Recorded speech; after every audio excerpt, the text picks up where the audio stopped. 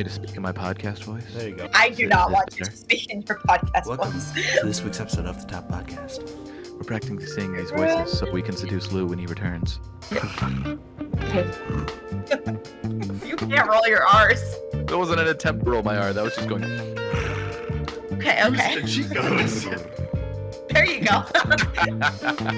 All right, so I want to know. Sorry. So I want to know what's at least one old thing you guys do. Like old person thing? Yeah, I know you have a bunch of those hard candies just in your pocket when you go to church. I Kids do can come up and ask you. constantly have lozenges in my fanny pack. Wow, Does there. that count? And a fanny pack. Oh, the double.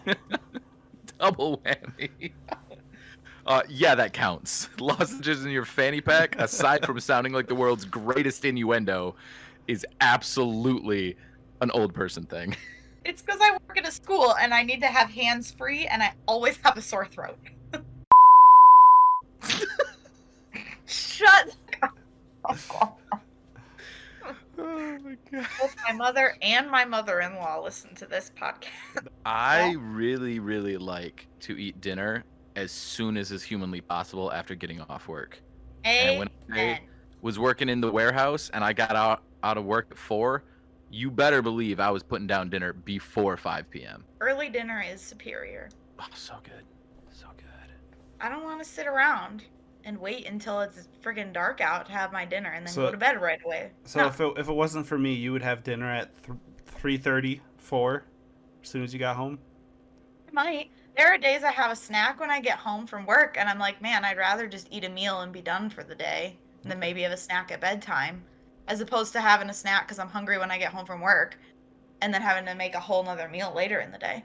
That's fair. I've been doing this crazy thing. I'm still trying to see if the math works, where I'm like rotating which meals I have for my intermittent fast. So Okay. like today I had breakfast and lunch, because I figure when you're intermittent fasting, you basically skip lunch, or you skip breakfast and then you have lunch and Yeah. dinner. And so like, I'm just like, all right, well, I ate lunch today and then I'm just good until what? I eat breakfast tomorrow, maybe? I haven't figured it out yet. I don't really know. I'm just doing like 2 meals and making sure they're super high protein. Yeah. The fun fact about intermittent fasting is more studies came out and it shows It's that just for because boys. Basically, because our hormonal cycle is a cycle and not just like the same all the time. It Mhm. can really with our hormones, and it did mine. That's why I had to stop it. That Wah, sucks. wah. Yeah. Wah, wah. That's I okay. do. For me, it's either yelling at kids or wanting to watch Jeopardy. I don't get to watch Jeopardy as much as I'd like, but Never yelled at a kid. I did not know you liked Jeopardy. also, Becca, you yelled at a kid for picking our flowers. Okay, that is an exaggeration.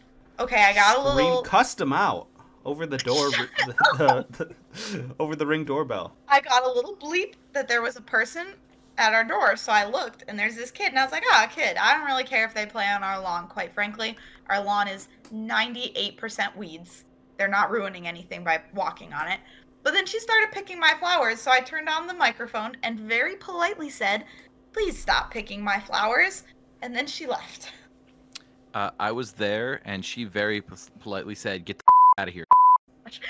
Yeah, the kid looked around like God himself was speaking down, and I think she wet herself when she was walking Oh away. my gosh.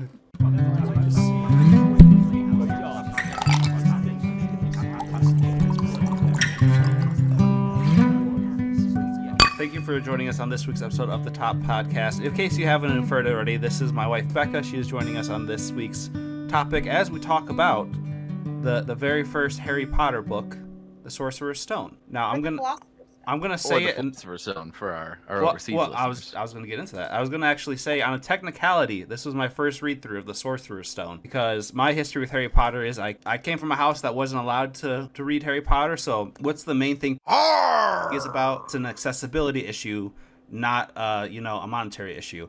So I did what any good kid did, and somehow obtained Harry Potter.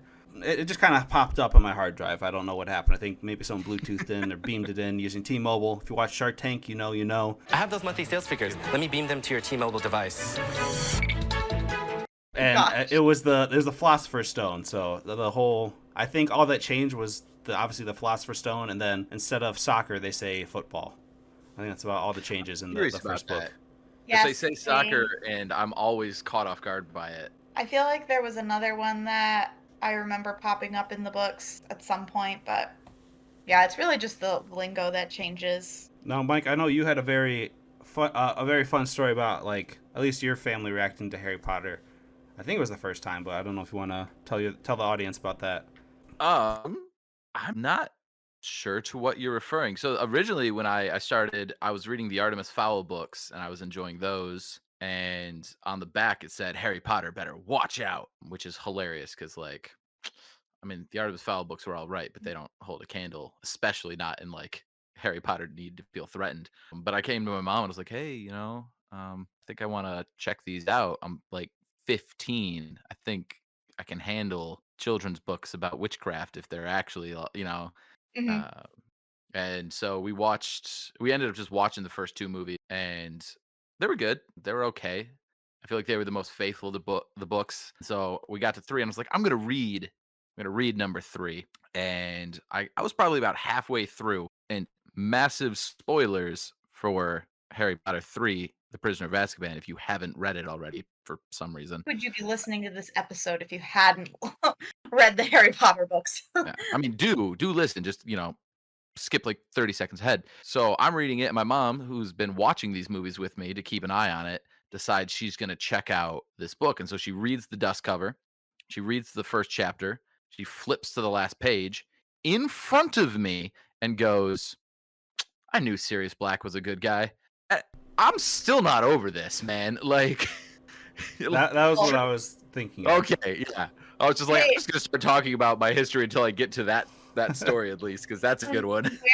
Where's Dracula again? Dude, yeah. So Rob is currently reading it, so I won't say. But I asked. I finished Dracula. Oh, you did? Okay. Yeah, I asked. Sorry, time is a weird thing. We're a couple weeks ahead on our recording schedule, so I just listened to Rob today saying he was reading Dracula. Oh, But yeah. I forgot that was a couple weeks old. So I'm looking for the physical book. I go, hey, where's Dracula? And my mom goes, Dead in Transylvania? Bam, zinger. Yeah, except Oh, I the was still in literal. London at that point. So, like, she was like, what? You knew he was going to die? I was like, yeah, but I didn't know they were going to go back to Transylvania. Sorry, spoilers for Dracula. I think Cantwell's finished it, so we're good on that end. He's like finished 2 books since he was on the pod. Man's an My animal. goodness. He is. It's at 0.25 or 125 speed. I think he does on 2. He does it on 2? Yeah, he's. How does he understand it?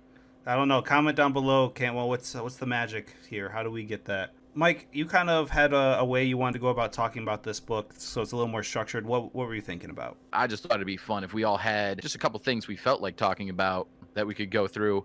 And I don't care if we finish these lists. I just figured if any point where we're like, oh, what do we say next? We can just, move on to the next one. Mm-hmm. So one of the things I really like is plot holes. And these seem to pop up the most in the early seasons of shows and in the early books in a series. And there are so many just fun little plot holes that I caught while I was reading through. I got 3. There was a 4th one that I was driving the moped when I heard it, and by the time I got home, I had forgotten what it was, so I didn't have time to write it down. But the plot holes I noticed, Becca, do you want to take? Well, you didn't actually read I it. noticed something that wasn't a plot hole, but was just dumb. Also, spoilers for the Sorcerer's Stone, in case you haven't. I know we gave spoilers for the Prisoner of Azkaban, but we're just gonna say blanket spoilers for the Harry Potter series. There we go. Yeah. Cover our bases. So, And Dracula. We watched the movie, and I wouldn't have noticed this, I don't think, just from the book, but the visual of the movie got me thinking that they put all this work into protecting the Sorcerer's Stone. They've got the enchanted chess set and the keys and the potions and the devil snare and Fluffy. But you know what they put Fluffy behind? A door that opens with freaking Alohomora. That first years can use. That Hermione, the 11-year-old Hermione Granger can get into. on an entire floor that they do nothing to protect other than say, hey, don't go there to a bunch of teenagers. You know, Fred and Okay. George were up there Yeah. as soon So- as they heard it was closed. Let's pivot off plot holes for a minute then, because I actually do have one thing I wanted to talk about that ties into that slightly. Have either of you seen the Super Coen Brothers video on Dumbledore's master plan? I have not. Do you mean Super Carlin Brothers? Yeah. Ben and Jay? Hey, brother. Yep. Yeah, those guys. Deepest Is it an apologies. I older just video? discovered I them might- recently. I don't know if it's crazy old. I know I saw it in a supercut where they did all 7 books. Point being, their big theory, they have this huge theory about like that kind of like solves a lot of stupid things in Harry Potter.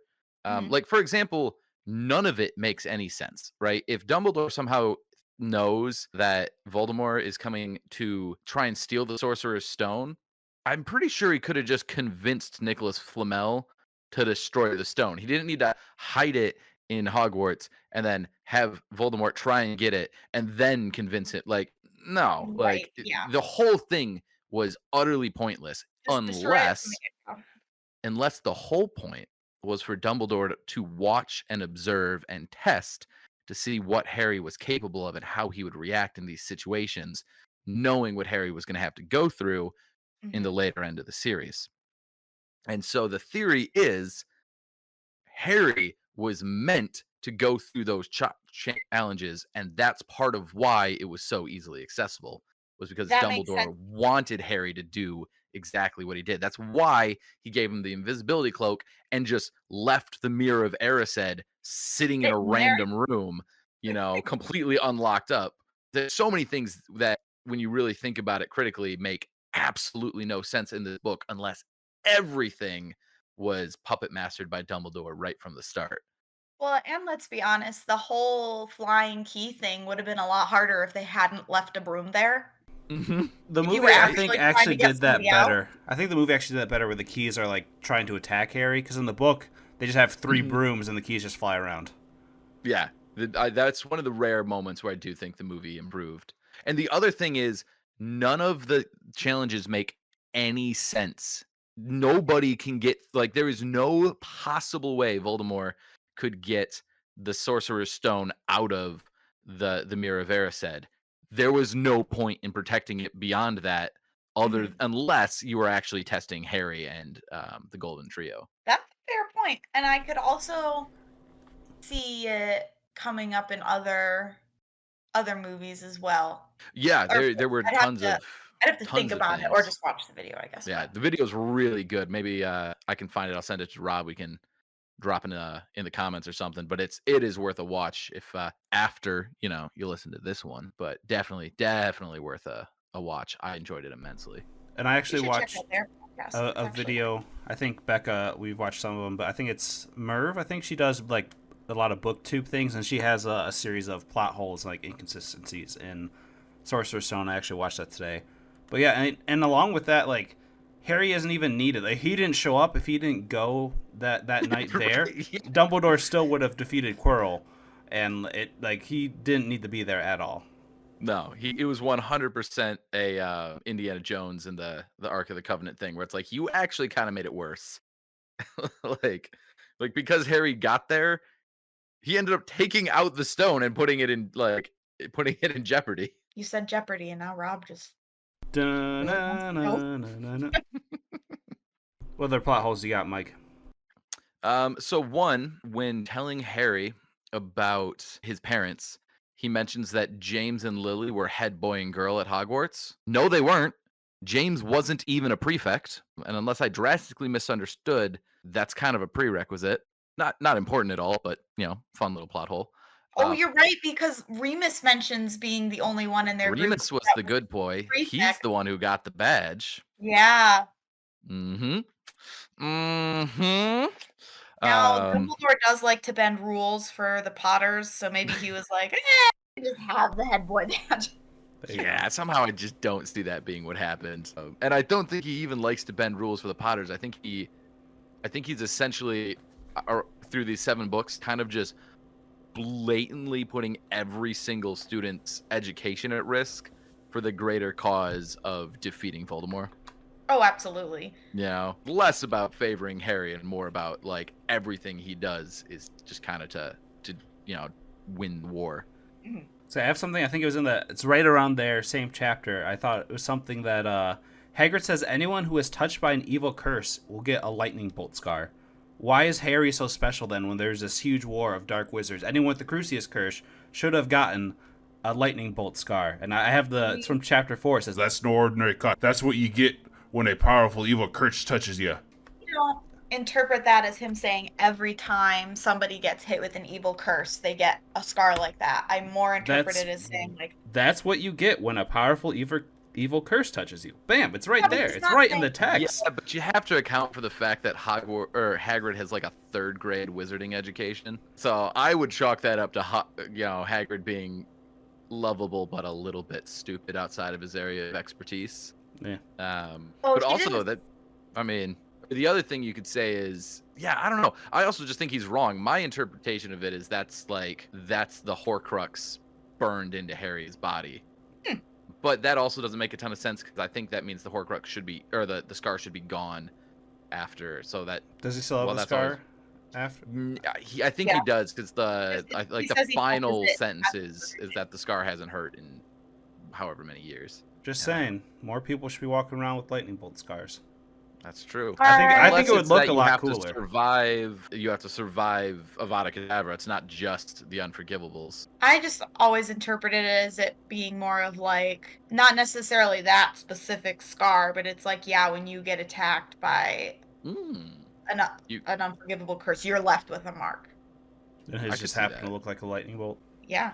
I just thought of like, again, No, it's probably it something is she didn't a little think bit of. of a I do think that definitely falls under. Unlike you guys, I like to interpret things like the Bible literally, and I know Mike and my Harry God. Potter. Mike has compared Harry Potter and the Bible. You know, Comparing Harry Potter to the Bible.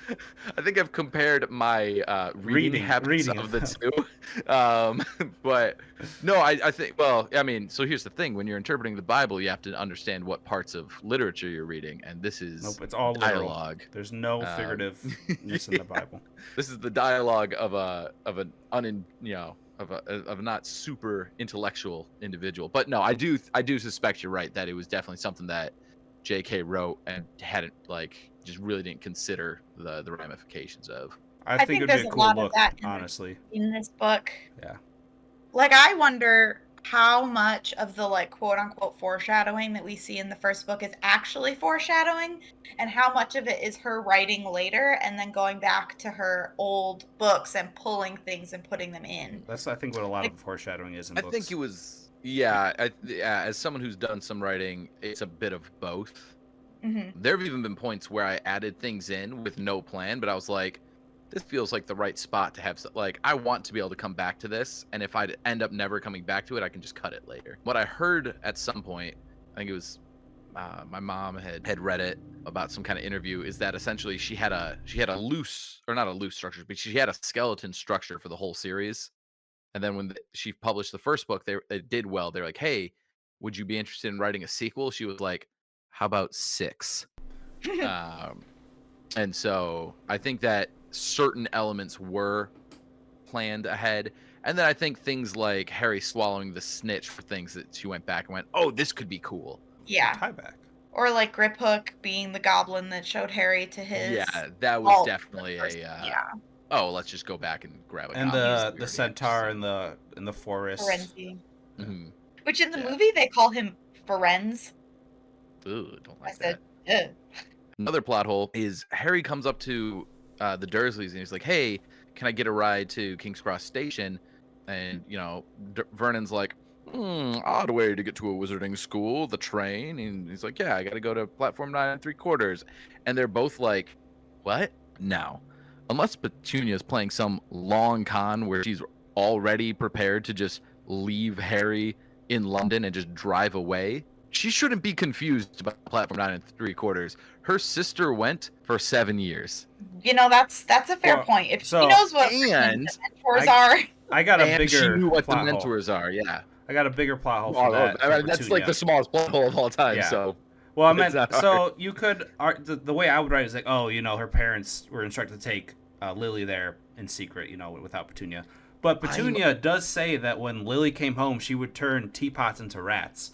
And it is expressly forbidden in this book that students aren't allowed to use magic during the summer. So even that was a plot hole. I don't know if that was like very early on, and then he like added that the end that you're not allowed to use magic and kind of forgot about it. But Petunia definitely says Lily was using magic when she was home.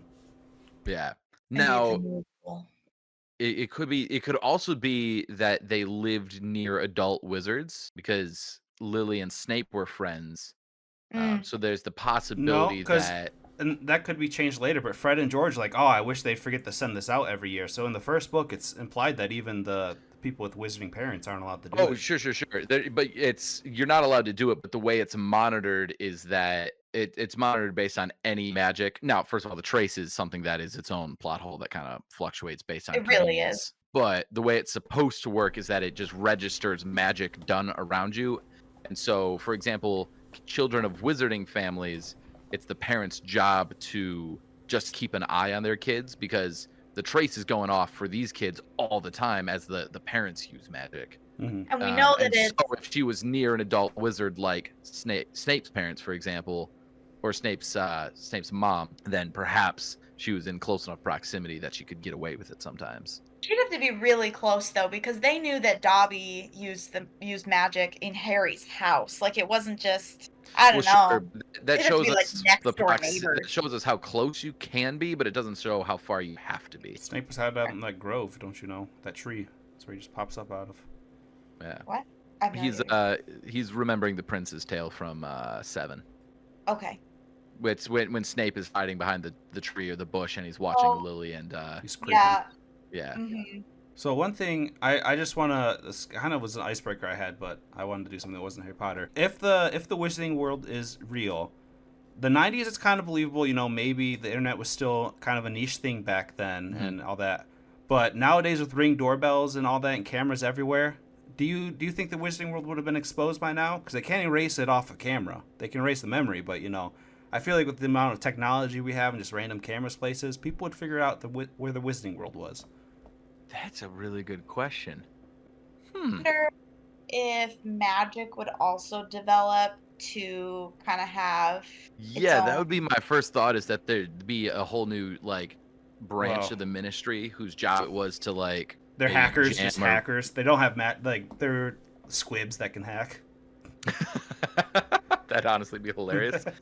But even they say that Muggle technology doesn't work around Hogwarts because there's too much magic in the air. So theoretically, you could find a way to jam cameras when they're trying to film magical happenings. my thought is that magic just doesn't register right, or that it gets blurry, or there's some sort of But then- permanent okay, disillusionment but then- harm. Minus the cameras, Reddit.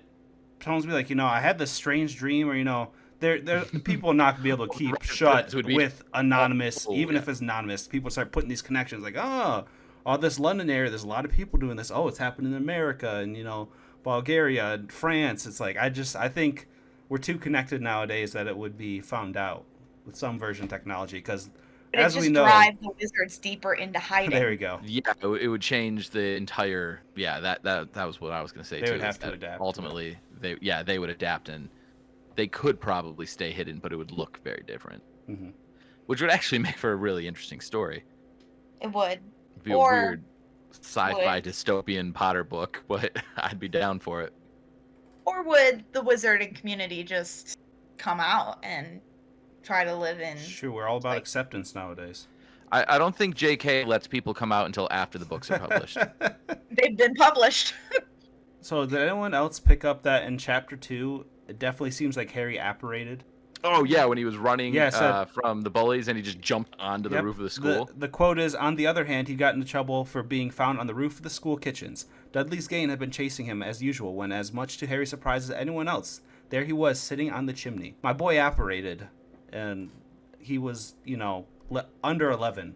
That's some potent passive magic. He knew his 3Ds. I always kind of assumed he just floated himself up there Yeah, I quickly, thought he but long jump. based on the actual text there, it does sound like it was. This is a surprise. It wasn't like he was just, he started floating. It was, no, he's just up here now.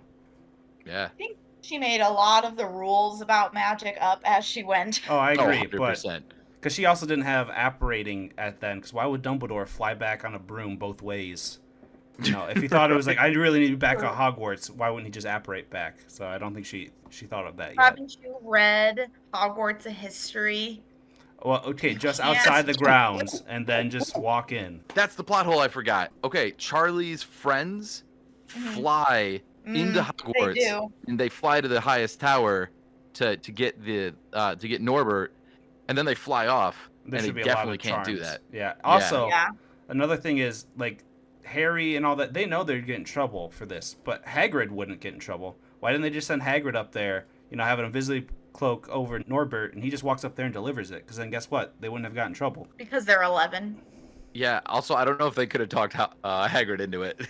Also, you think if Minerva McGonagall hadn't walked by and been like, "Oh, hey, Hagrid, what you doing up?" that Hagrid wouldn't have just folded immediately. Like a house of cards, man. Just I shouldn't have told you that. Like, Maybe he's just, you know, the children disarm him. You know, he's more guarded against adults because he knows, like, they're peeving, they're prying. But, you know, he the tells a kids, they're stranger in a pub unexpecting. how to put Fluffy to sleep. Well, because he wanted that dragon. and he was intoxicated, Yeah. if I remember correctly. He's kind of an alcoholic in this one. Yeah, he's like he's one of those characters we all remember fondly, but when you pay attention, you're like, this guy is a deeply emotionally stunted person with deep trauma and a drinking problem. Yeah. He does say he's going to give it up, though. I think at the very end of the book. He does not. Nope. Spoilers. He does say that, but he does not go through with that. Yeah. What do you got for Becca? What do you? One thing that I thought was interesting was that they say Hagrid says that Gringotts is the only wizarding bank, like, period. So one thing I was wondering is, like, does he just mean it's the only wizarding bank in the UK, or are all of the wizards They're all from Gringotts. all over the world traveling to Gringotts? Instead or of are Chase, they got Gringotts. branches? Yeah, I was gonna say maybe there's got to be branches, and I also got to imagine that that's just a mistake. I think he probably just means in the UK, because the UK is Yeah. pretty No, we small. take it literal. Come on, it's a literal podcast. I mean, honestly, for Britain, I could very well see it being the only wizarding bank because you're not gonna have wizarding banks in non-wizarding exclusive areas. Right. Are the banks backed by the government in case there's any, you know, someone tries to do a run on the banks?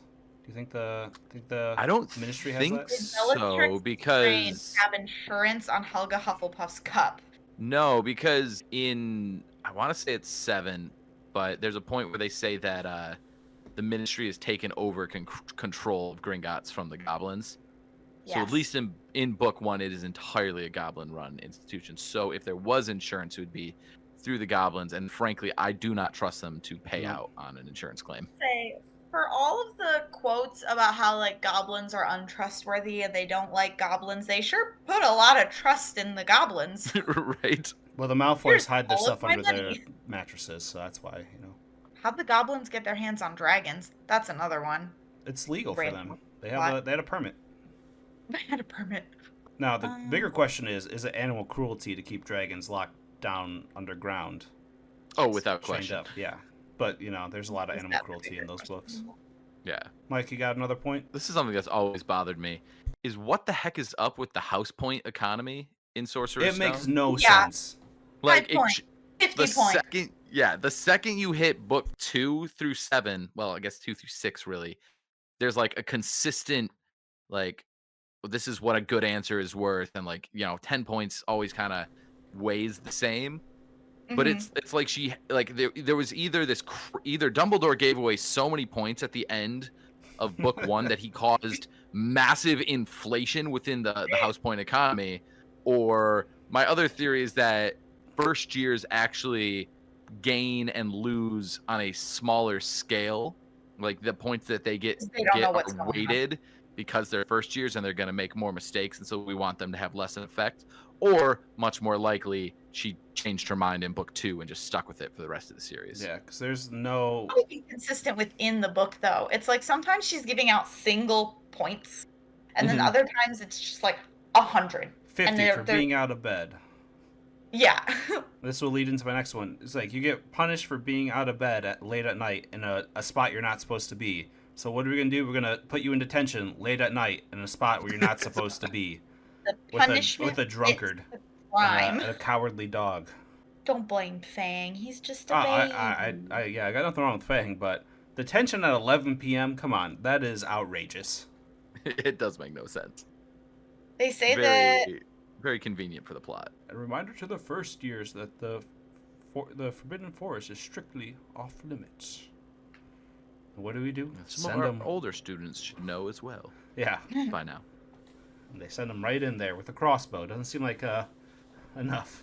I was trying to think of like themes that she was putting into the story other than just like love, because yeah. And I noticed that all three of our golden trio show like an inherent longing for belonging. Like they want to belong so badly. Like we see Harry is an outcast in his like in his own family unit. And he just wants a place where he feels at home, where he feels like he belongs in a family. Ron always feels like he's, second place, like he's not really valued, and he wants Like to fifth feel that place. value and importance. Yeah. And he Um, also has the unenviable birth order position of the last in a long string of boys before a girl. Yeah. And then you also have Hermione. What did I write for Hermione? She Oh, wants to be accepted I- as a mudball. she has, yeah. She's I a think mudblood? Hermione wants Oh, to I'm be sorry. liked for who she is and not, or like considered as a person, like for who she is as a person, and not have everything put on like her brains, Like I think she's trying to find a place where she's accepted for her personality and not for her intelligence. And I think she's probably lived a good chunk of her life being told that she's important because she's smart based on how she behaves. And she probably is longing to find friends and a group that just like her for who she is, which is why she latches onto Ron and Harry so fast after the troll. That makes sense. That was something I noticed, is that all three of these kids just desperately want to be liked and valued and loved. Yeah, you even see it in Neville too. He's like, Oh yeah. Neville's home life is just a man. Yeah. Neville, probably one of the most underrated characters in the series, like for how complex of a character he I feel really like he's got a is. good fan base, but Because Yeah, of no, the I don't think he's actual- underrated either. I think people he's rated. really he did. The actor himself did have that huge glow up, which was hilarious. It was really convenient. Like they essentially had to like ugly him up for the last couple movies.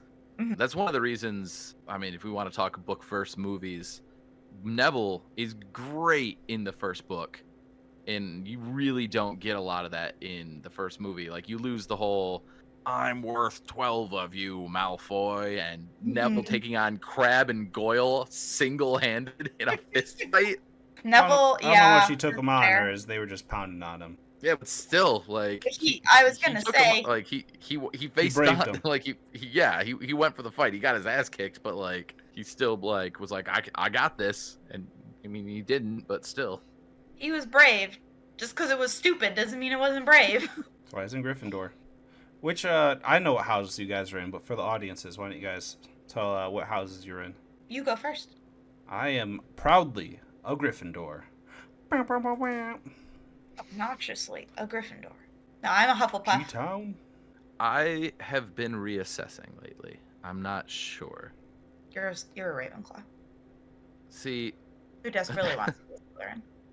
I would have guessed Slytherin or Gryffindor, but maybe Ravenclaw. I don't know. Like I said, I'm reassessing. I really don't know. But for the I'm, longest time, you claim to be. For the longest time, I'd have told you I was a Slytherin, no question. Going through some big life changes, personality changes coming along with it, and I'm not sure right now. Yeah. I really feel like I could be three of them. Hufflepuff's really the only one where I couldn't, fit in. I'm way too lazy to be a Hufflepuff, man. No question. I don't have the work ethic to be a Hufflepuff. I wish I was a Hufflepuff. Are you? No, I don't. Quite nice. Like, Hufflepuff's just- become the cool, Gryffindor was the cool kids thing, but now everyone wants to be a Hufflepuff. I mean, I just want to be a Hufflepuff because, to have that discipline to just be like, yeah, no, I'm just going to show up and do the grind day in and day out. You know how good that is for you? Wait, yes, I do. Yeah. You should aspire to be a Hufflepuff. Nah. And it's hilarious that they are, the punching bag of the school. It really is funny because, like, not only are they hardworking, but the other two, like, main things are, like, loyalty and fairness, which are just Mhm. generally good friend No. qualities. So, like, I don't know why everyone's, like, doesn't want to be friends with the Hufflepuffs when I feel like they'd be making the best friends. Although they also have Ernie McMillan, and he kind of sucks. Yeah, but Justin Finch Fletchley's all right. And we He's got okay. Tonks. We got Tonks. Tonks, yeah. I mean, ooh, that's a fun question. Who's the best wizard? From each house. Dumbledore. Yeah. Are we talking, hold on, are we talking most skilled wizard or just, like, best, Who's the best like, character overall? from each house? Character. I guess is a way better question. Yeah. Definitely Tonks for Hufflepuff. I mean, Yeah. I would have to say Harry just because you see the most because you're inside of his head. So character-wise, you see Fred, the man. most. But there's Ooh. definite bias there. Yeah. I'd go Fred. I'd also consider Lupin. Lupin's my favorite character in the whole series. Not But- serious. Fred's my favorite. You not No, serious? I about this? mean, I wouldn't be mad at you for bringing Sirius to the argument, but I probably I wouldn't vote Sirius. Sirius. But he's, Eh. I mean, of course, Gryffindor's gonna have the most good Yeah. options. McGonagall. Yeah, I like McGonagall's McGonagall. great. My favorite Ravenclaw is Luna, without a doubt. Although I do enjoy me some Gilderoy Lockhart. Yeah, I was watching a Lockhart video. was a Ravenclaw. Yeah, I was watching a video and What? they got sorted into Ravenclaw and Pottermore, and it's like the famous wizards like Gilderoy Lockhart, and it's like, oh, it's like that's the first one you put up is Gilderoy Lockhart. How is he not a Slytherin? It doesn't make any sense. He's just a selfish, ambitious, like. Okay, whatever. Quirrell was also a Ravenclaw. That makes sense. Have you ever thought about the fact that Quirrell gets addressed like he's been at the school for some time? Even though Um, it's supposed to be his first year. Yeah, I don't think she had And planned they on do it say having been. Snape's gun for his job or something along those lines. At least Yeah. in the movie. Snake. Snape. He definitely said snake. We can play it back. Bum, That's right. bum. And, I mean, he's a Slytherin, so he's a snake. So I stand with my vocabulary. Slytherin. I think that Snape is a wonderful character. Brilliantly done character. Horrible Terrible person. guy. Yeah. I did an entire read through just to answer the question for myself. Is Snape actually a good guy? Snape Not even is a on little the bit. right side, but he's a bad person. Yeah. Yeah, so here's my question. This is one of the points ahead. They talk about that Snape was sitting next to Quirrell during the Quidditch match, and then like after it, he was eyeing Quirrell. So it seems like Snape knew that Quirrell was trying to kill Harry. Why didn't he freaking say anything to Dumbledore or anything? Like I get like because his whole thing was I have to protect Harry, like that was said. Right. Like Or, why I don't know, didn't he say anything? Yeah, like you would think that he would say something, even though because then be like, all right, I saved Harry, that's it, I'm done, I don't have to be nice to him anymore. Like it doesn't make any sense that, and then he volunteers the ref again. Why not just out him right then and there? Well, and the thing of it is too is we learn in book 7 that Dumbledore told Snape to keep an eye on Quirrell. So like Dumbledore, I guess you could make, going back to the Dumbledore master plan argument, then you could make the case that Dumbledore wanted Harry to have the chance to go up against Quirrell, Mm-hmm. and so they just let him roam the school for the whole year. I mean, it wouldn't be the first time one of Voldemort's servants just roamed the school all year. Or I guess it would be the first time. It won't be the last. Shout out to Quirrell's monologue at the end. I'm like, as he was doing, I'm like, okay, we're getting the evil monologue. I don't know if that was a staple of the time, but now I'm just like, all right, come on. One of my favorite things to do when I'm bored is pick other fictional characters and sort them. Ooh, Ones that are really fun to do are Star Trek characters. I like it. Kirk. Like, let's think. Well, yeah, so, well, Kirk is a no-brainer. Gryffindor. Yep. But I think Picard is a much harder one. Eileen Ravenclaw with Picard. But Data, I would what's agree Data? with that. Data Data is Data a Hufflepuff? He's hardworking. that was my He's loyal. first inclination. I'm trying What- to decide if that's because he wears yellow or not, though. Right? What about the whales from Star Trek 4? They're whales. What house? Sort Oh. Real house. I'm going Sounds like a Hufflepuff. Griffin. Whales? Or for Data? Yeah, I'd say whales. They're generally hardworking. They're loyal. They're fair. For the most part, unless it's Orcra, then you're screwed. Honestly, I think the reason Data is so hard to put in a house is because his character is all about the pursuit of humanity. Mm-hmm.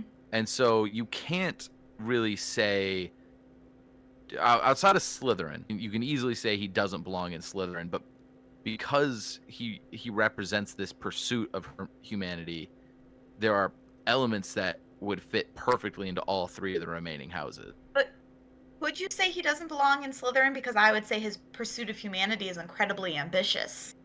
It's ambitious, but I would argue that ambition isn't.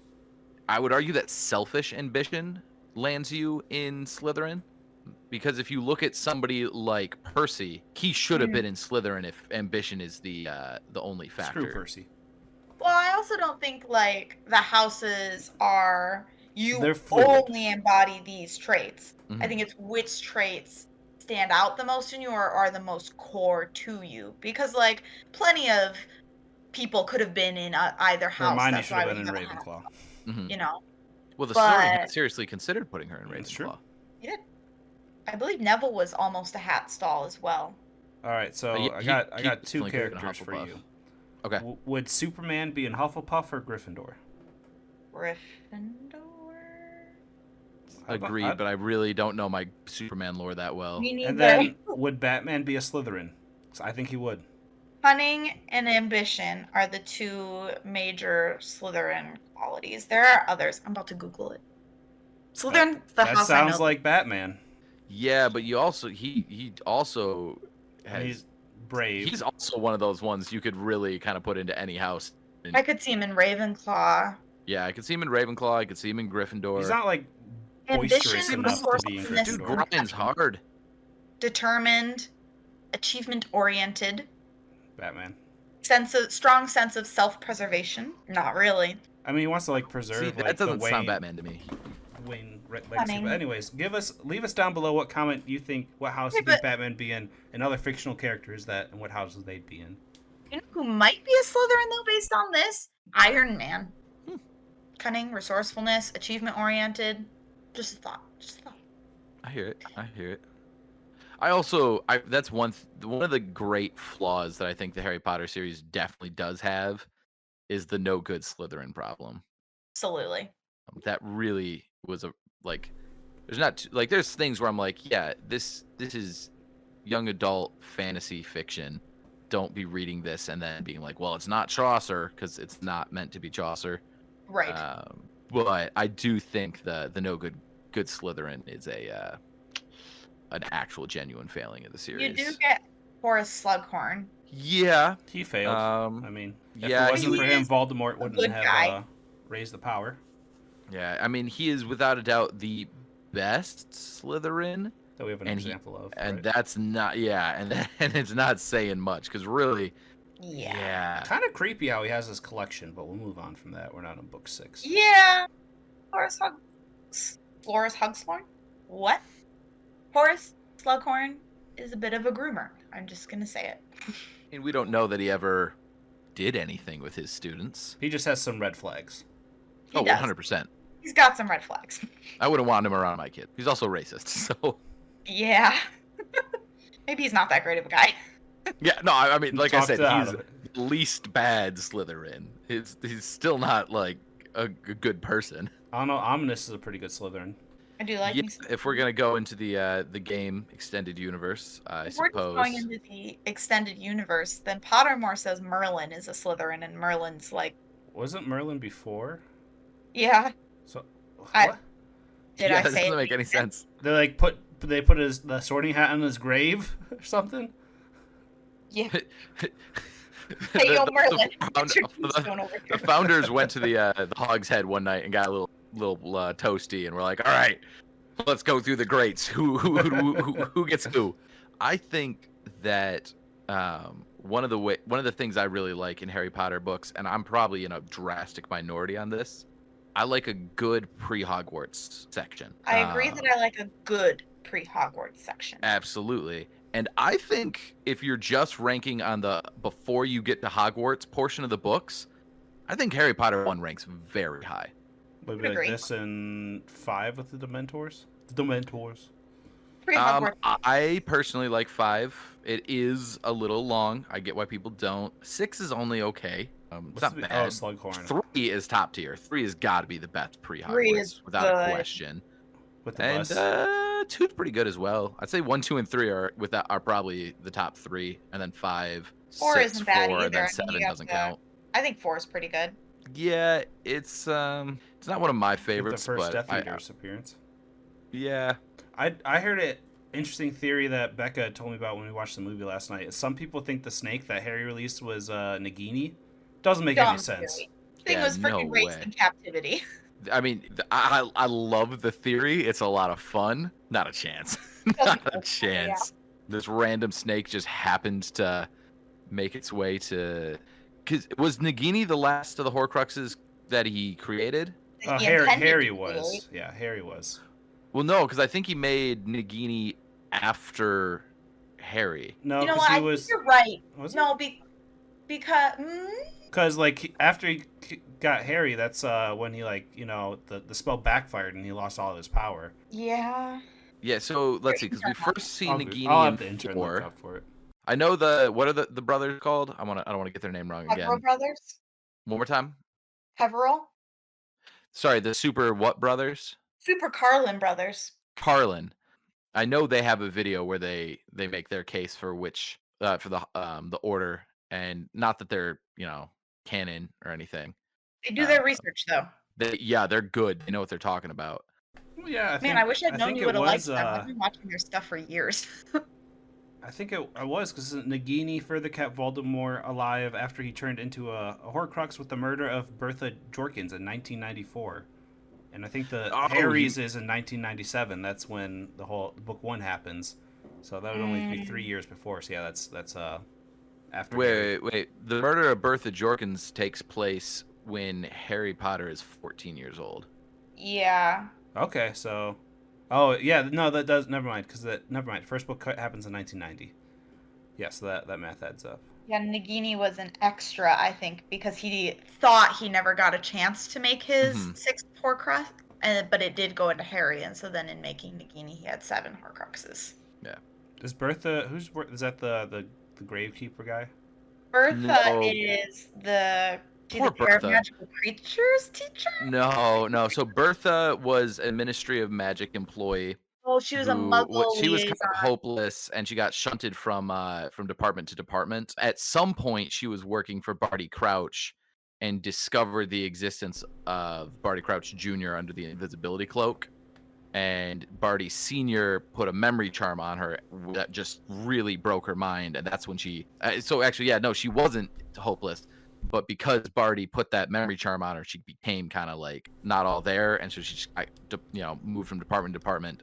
And then Wormtail runs into her when he's looking for Voldemort, and they torture her until they find out that Barty Jr. is still alive, and that's how Voldemort's able to find Barty Crouch Jr. for book 4. Man, I'm gonna have to go back and reread because I very vaguely remember any of that, like hardly at all.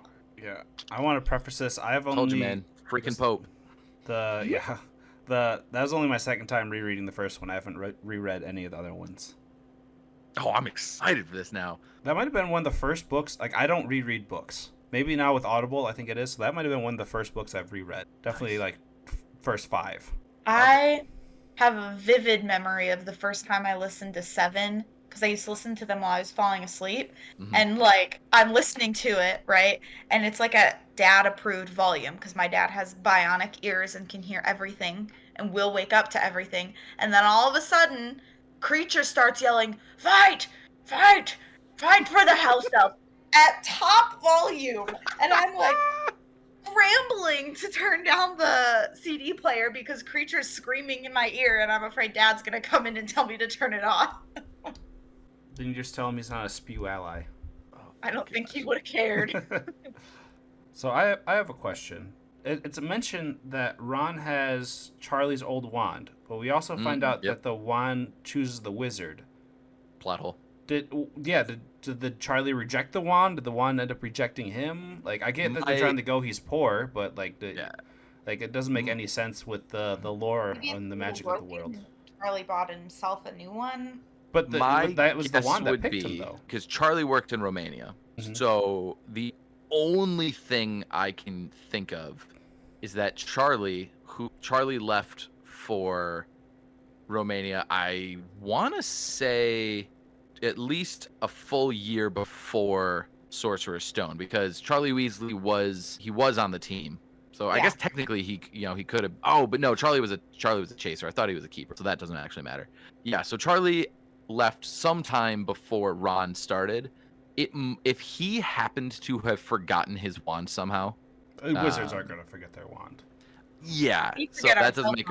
phones. The other possibility could be that he just really wore that thing down, He wanted his or wand. maybe Charlie was also using a hand-me-down wand, because the wand literally had part of the unicorn hair sticking out of it. Well, I was going to say also maybe for dragon tamers, they have to get like a special metal That could be wand it. or something that will just burn Mm. away. But also, Yeah. like Fred and George, Percy, they all have their own wands, so really screw Ron. Yeah. Seriously. Yeah. I mean, it could be a matter of like, we couldn't afford it. We had to get another wand. Also, you'd think that, I mean, it's some crazy favoritism, and maybe this is an oldest child thing, but it's like, okay, Ron just went through his first year with his crappy wand. Now Ginny's gonna get her own brand new wand. Yeah. No, that gets slid down. And Ron gets his new wand, but Didn't even get a new wand until a full year with a spellotaped wand. Yeah. yeah, for real, and which means Ginny's running around with A brand new with a wand. brand new wand. Every time Ron sees Ginny doing magic, he's just like. Right. Pop quiz: who is the other main-ish character that has a hand-me-down wand? Michael. Goodness. I don't know. Let's see. I want to say it's Neville. It is Neville. Yeah. Yes, his Is dad's it his uncle's? Oh, it's his dad's wand. Yeah. Makes Yeah, sense. his dad doesn't need it. Yeah. When- And then he gets his own in, it's either 5 or 6, which is why his magic gets so much better. Yeah. One thing, the last like nitpicky thing that I noticed when reading this, and I pointed out to Becca, is when there's the list of everything you have to have for students at Hogwarts. The last one in uniform is, please note that all pupils' clothes should carry name tags.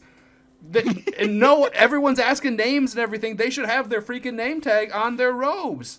Like everyone's like, "Are you Harry?" It's like, They had to have a name tag. Where's the name tag, J.K.? Where's the name tag? That's actually a really good point. They're all embroidered in cursive, and none of these kids. They don't teach cursive anymore, so that's why.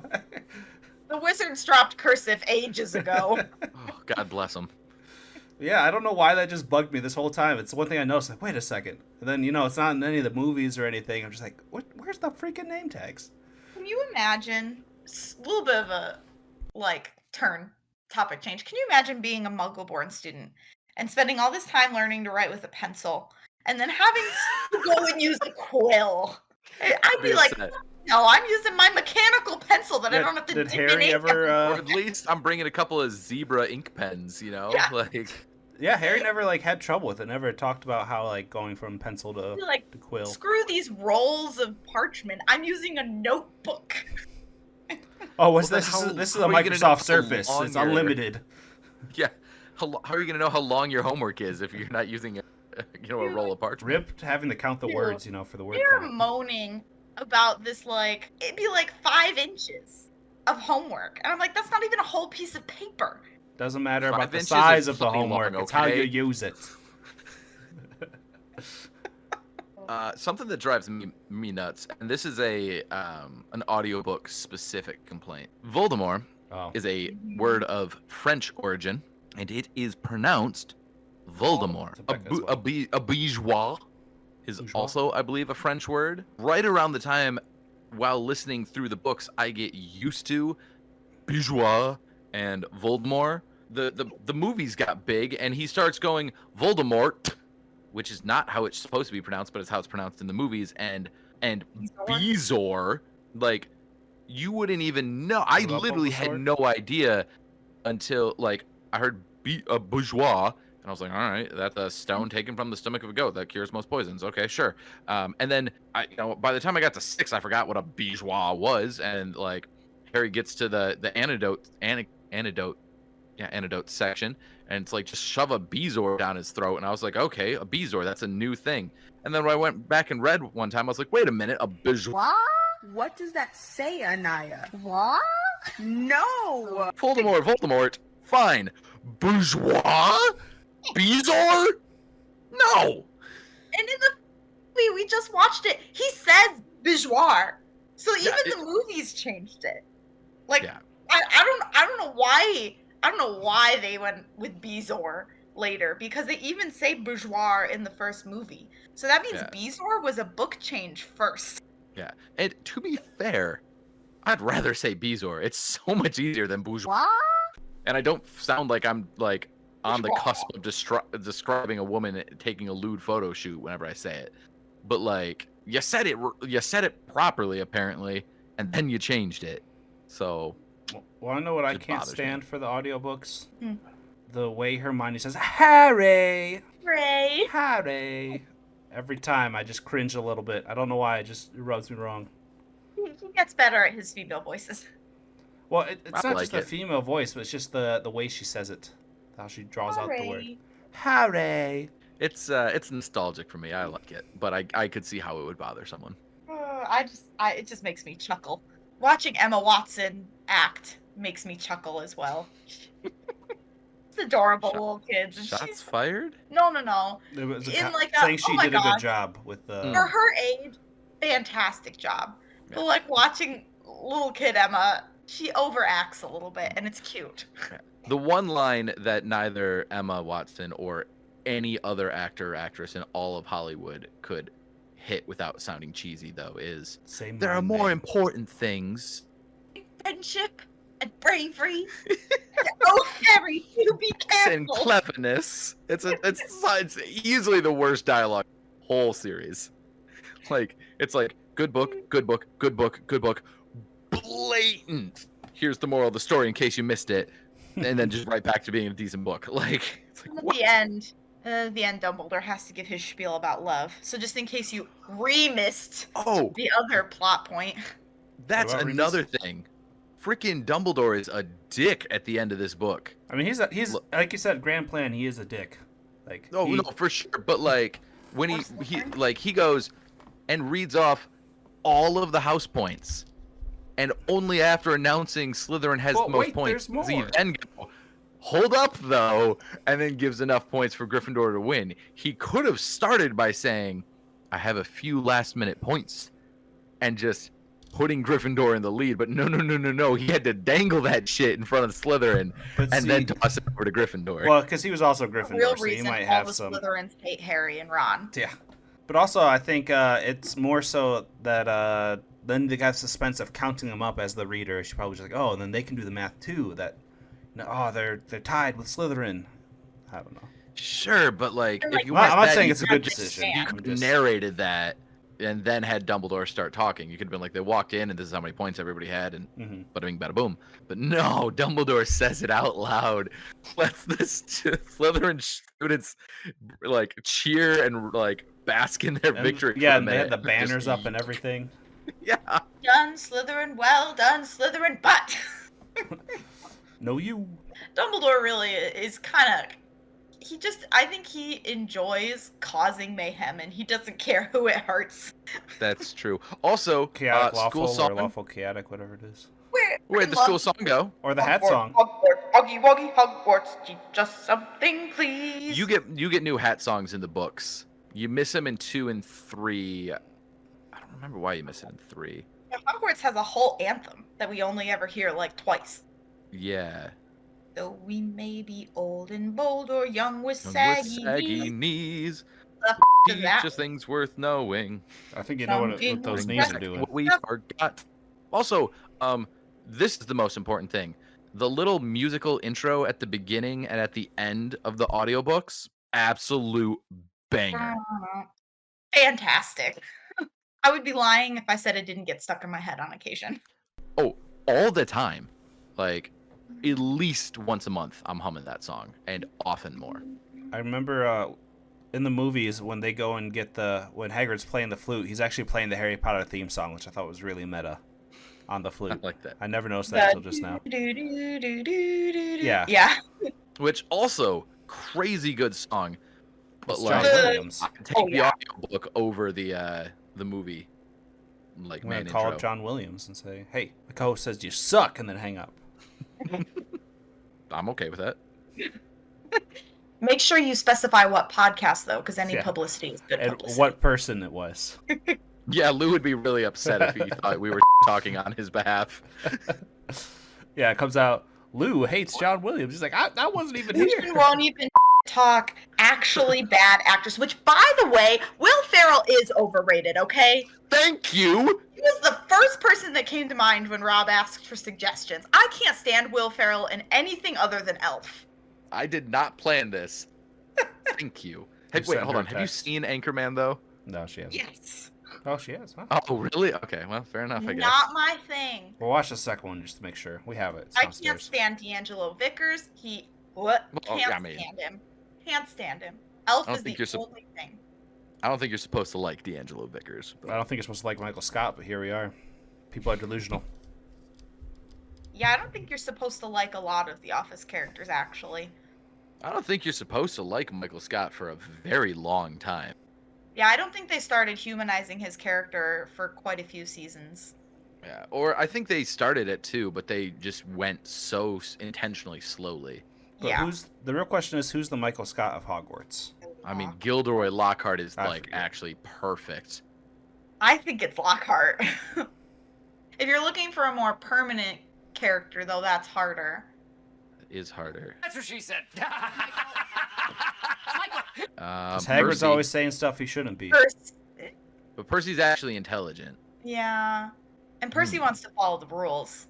I don't think Michael Scott really. It's true. I would say True. Percy's more of a Dwight. No, because No? he is competent. Percy is Oscar. Yeah. Actually, you're correct. Who is the Michael Scott? It's got to be Lockhart. I can't really think of anyone else. Oh, Lockhart's like 1-1. He's perfect. Yeah. That could be a fun little mini video we do sometime is sort the office. That would be fun. I love sorting characters, and I like arguing about which houses they should belong in. Yeah. Oh, 100%. Let us know. Let us know if you want to see that, and we can always make a mini pod or something. A mini One pod that or I'm not a something part for your of. YouTube channel, or why not? Well, if it's just The Office, then I think you're going to want someone that, cares But about he's it got more a than point. me. That's But fair, if that's fair. it's just like fictional characters and there's some Office characters sprinkled in there, then yeah, I could do that. Yeah, we could do a running series if we wanted. We could and just pick different like Parks and different Rec fictional characters. places. I would Yeah. do that too. How I Met Your Mother. Where's Barney? Slytherin? Slytherin. He's pretty loyal. And he's very good at, he's like a very hardworking guy, especially for getting girls. Is he hardworking, or does he find ways to cheat the system? Depends what the cause is. Ultimately, if we're going with the bulk of the show, Barney is a Slytherin. But I Pre-suit think Barney, Hufflepuff. started as a Hufflepuff, Yeah. yeah, and then I see. Ted's a and then Ravenclaw. evolved into a A Slytherin. Yeah. Which really, I think Slytherin and Hufflepuff are more like similar than you give them credit for. Like a lot of times when you have a lot of ambition and drive, you end up working hard. Mhm. It's just, where does that hard work come from? Yeah, that's why I think that ambition kind of got. I think it's been raised up too high in people's understanding of Slytherin. That's But fair. again, it's also just like the house to throw your bad guys in. I'll so- give you guys a media idea, a controversial media idea for you guys. Okay. Sorting countries into houses. Well, America's a Gryffindor because they're loud and I was obnoxious. gonna say Slytherin, but cheating No, to get I to would the top. put the UK in Slytherin though. I mean, you can make an argument that all quote unquote world powers are Slytherin or have been. Yeah. Are we going by the people or are we going by the government? There we go. Or anything else with the books? With this book? I know. It turns out I don't have a lot to say about just one Harry Potter book. Going forward, I say we each have our rankings of the books. We've only done one so far, so for me, I'm just going to put it at middle, and then once we have 2 books, we can Yeah. start stacking things. I like that. I like that. I already have a pretty determined ranking in So my you're head, biased. but You gotta cut those biases. yeah, no, that's what I'm saying. Is this? It's actually I haven't read them since I was in college, so it's been a few years, and they reorder every change. time I read them. Yeah. Every time. hmm Let's do book versus movie real quick because you guys said you watched it, right? Yes. Yeah. Like, I'm which not. is better, I or am always in all cases going to be. I prefer the book to the movie. Unless it's Princess Bride. As far as Harry Potter goes, sorry. Yes. I'm actually equal book to movie Princess Bride. It's one of the only ones where I'm like, neither is better than the other. Movie might be better. Yeah, I would say so. With the caveat that I am a total book snob and a movie hater, I think that I would say this is the second best movie adaptation in the series. I would probably agree. I think book one, the movie one, is very special to me because it has so much charm to it that the Mhm. movies lose as they get more Like the mature. Where I think exploding the magical book, effects for Seamus. no, I think the books hold on to a lot of that like magical like charm and wit and like Fred and George being lighthearted actual characters, moments. and Yeah. They hold on to a lot of the more lighthearted pieces of the story throughout all of the books, even Mhm. if there's less as the books mature. The movies go real mature and real dark. And when they do try to put in those little charming moments, they feel really weird. Like they don't fit with the movie or like the rest of the movie. And so I love the first movie because it is so pure and charming and fun. And it's just, let's see this world on the screen. And there isn't a lot of the other, like, we're trying to make this a cool action movie and it's dark and edgy and adult. And, that I don't really love about the later movies. Mhm. I'll say I think the first one did a good job of trimming the fat to make it into a movie where it could have been. Unlike book 5 where they cut out a lot of the good stuff.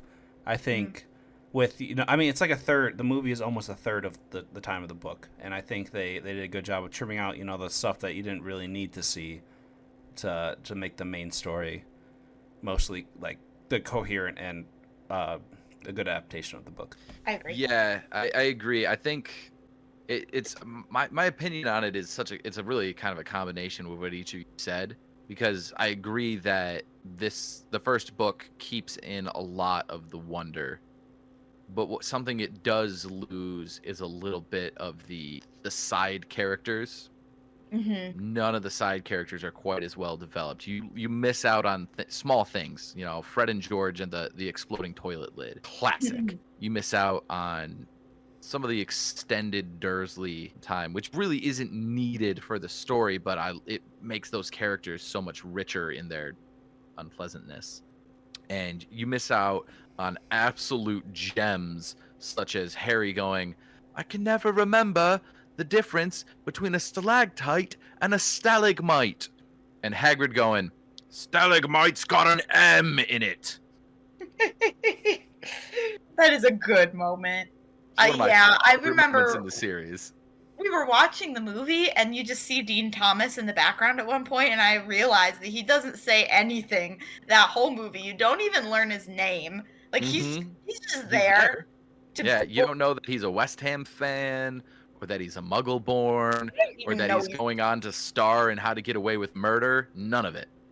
One thing that I thought of that as an American has never struck me as odd, but the fact that Mr. Dursley buys a gun in the UK to stop these owls, Right. like that's basically he went to the black market to get a gun to be able to keep these owls away, because that is highly it might have illegal. been different in what was it, 1994? I doubt it, but I mean, Hold it on, could I have don't been. know. It's For our British listeners, let us know. In 1994, was it in fact different when it comes to gun control?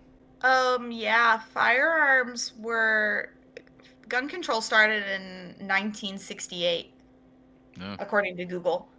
Then yeah, he definitely. Now to be fair, the guy who sold him the boat seemed handguns pretty were sketchy. banned. So Handguns were banned in 1996. But it yeah, was but this was a rifle. Yeah. shotgun in the movie. Oh really? Either way, large gun. Well, next week I believe we're talking about video game series. So be on the lookout for that. Other than that, hope you guys enjoyed the listen. Let us know if you want to hear more about Harry Potter. Let us know if you want to know more about Harry Potter or just books in general. What series do you like? What house are you in? What's your favorite book? Yada yada. Is it satanic? Are we just wrong? Let us know. If you enjoyed listening, please give us a like, comment, and subscribe. If you're on YouTube, if you're on Apple Podcasts or Spotify, please give us a 5-star review and leave a comment and read it off on the podcast. Other than that, hope you guys have a great week, and we'll catch you next time. Avada Kedavra. See ya, toppers. If we had anything to plug. Pop, pop. He knows. Becca, you got anything to shout out?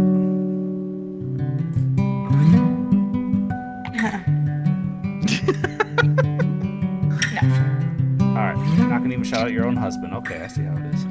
Shout out Rob and his perfect